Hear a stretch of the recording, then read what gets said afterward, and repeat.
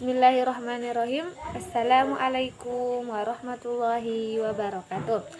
Perkenalkan, nama saya Alvina Damayanti dari kelas 1A1 jurusan Manajemen dari Sekolah Tinggi Ilmu Ekonomi Indonesia Makassar. Baiklah, kita akan mempelajari persamaan dasar akuntansi. Topik yang akan dipelajari yaitu 1. Pengertian persamaan dasar akuntansi. Yang kedua, rumus-rumus persamaan dasar akuntansi. Yang ketiga, manfaat persamaan dasar akuntansi. Yang keempat, komponen persamaan dasar akuntansi. Baiklah, kita akan membahas topik yang pertama, yaitu pengertian persamaan dasar akuntansi. Persamaan dasar akuntansi atau PDA adalah sistematika pencatatan yang menggambarkan satu hubungan yang ada pada perusahaan. Hubungan yang dimaksud adalah perhitungan yang nantinya bisa memproyeksikan kekayaan, hutang, serta modal yang dimiliki perusahaan tersebut. Seperti yang kita ketahui, prinsip umum akuntansi adalah adanya keseimbangan atau balance antara sisi pemasukan dengan pengeluaran. Selanjutnya, yang kedua, rumus persamaan dasar akuntansi.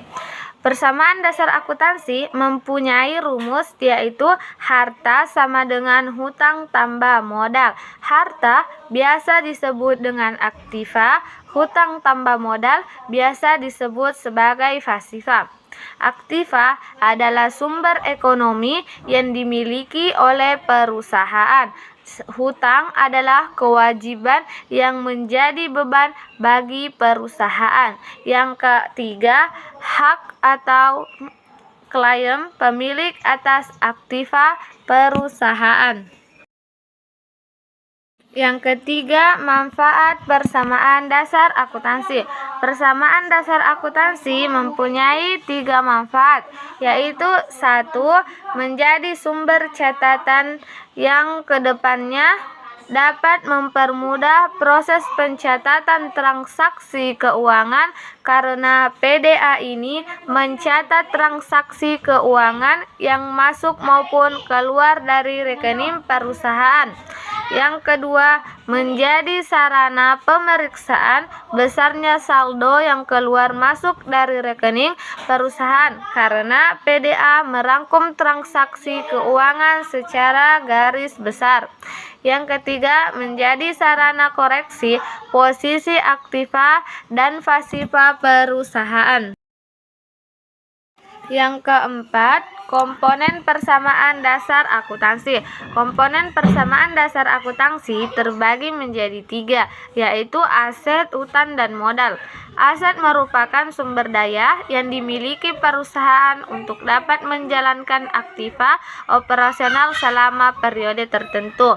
Hutang merupakan pengorbanan ekonomis untuk masa yang akan datang berupa penyerahan jasa maupun aktiva atas transaksi yang terjadi di masa lalu antara kedua belah pihak yang saling terlibat. Yang ketiga, modal. Modal merupakan kekayaan yang dimiliki perusahaan baik dalam bentuk uang maupun barang dan dapat digunakan untuk dasar pelaksanaan kegiatan operasional perusahaan. Aset biasanya terbagi 2, yaitu aset tetap dan aset lancar. Aset tetap merupakan properti maupun alat perusahaan yang digunakan untuk menghasilkan pendapatan dan memiliki sifat jangka panjang, sehingga tidak dapat langsung dicarikan menjadi uang tunai dalam waktu satu periode. Contohnya, tanah, gedung dan bangunan, kendaraan, peralatan, dan lain-lain. Sedangkan aset lancar merupakan harta perusahaan yang dapat dikonversikan menjadi uang tunai dalam waktu 1 tahun. Aset lancar akan membantu mendanai aktivitas operasional perusahaan yang digunakan untuk membayar pengeluaran saat ini, seperti pembelian maupun pembayaran lain-lain. Contoh aset lancar, kas dan setara kas, surat berharga, persediaan, piutang, dan lain-lain. Hutang terbagi menjadi 2, yaitu hutang jangka panjang dan hutang jangka pendek. Hutang jangka panjang itu merupakan hutang yang jatuh temponya relatif lama, biasanya dalam satu periode akuntansi atau lebih. Keuntungan dari hutang ini adalah perusahaan dapat meningkatkan nilai aset, baik dalam bentuk investasi maupun pegadaan aset, dan keuntungan dalam laporan keuangan pada periode tersebut, serta mempercepat perputaran uang di perusahaan. Contoh hutang jangka panjang: hipotek, obligasi, hutang bank, hutang sewa guna usaha, dan lain-lain. Hutang jangka pendek merupakan hutang yang memiliki waktu jatuh tempo kurang dari 1 tahun. Pada umumnya, hutang jangka pendek terjadi untuk keperluan jual beli perusahaan dan digunakan untuk mempercepat perputaran uang. Contoh hutang jangka pendek yaitu hutang dagang atau jasa, dividen, beban yang masih harus dibayar, pendapatan diterima di muka, dan lain-lain. Yang terakhir, modal. Berdasarkan sumbernya, modal dapat dibedakan menjadi 2, yaitu modal internal dan modal eksternal.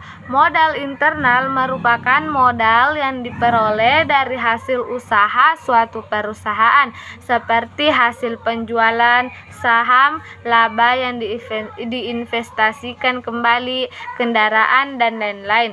Sedangkan modal eksternal merupakan modal yang sumbernya dari luar perusahaan, seperti dari kreditur maupun pemegang saham.